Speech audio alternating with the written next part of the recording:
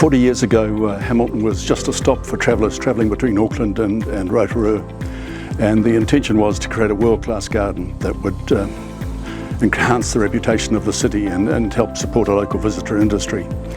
And it's been achieved to some degree. Last year, TripAdvisor, based on thousands of reviews, rated Hamilton Gardens in the top 1% of attractions in the world, one of only 3 New Zealand attractions that met that standard. We're standing on the site of the next garden, this medieval garden. It reflects the thinking of the medieval age, which is roughly from 600 to 1500. So we've got 2 of the important kinds of garden from that era.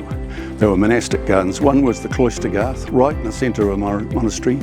It was located next to the main church, and it was a place where monks studied and discussed the Bible. And it was really a minimalist garden designed for the faithful, with the emphasis on the sky.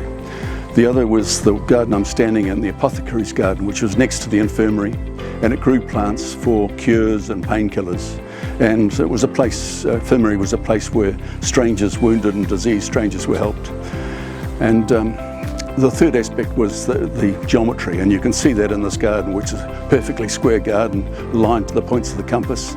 A central round pool, ornate pool, represented Mary, and then there was a pentagonal fountain that had represented the 5 wounds of Christ, 5 lobes of an apple, the transit of Venus, and other things like that. The medieval world has inspired all sorts of fiction, including science fiction films, partly because it was a strange, brutal world with all sorts of magic and mystery.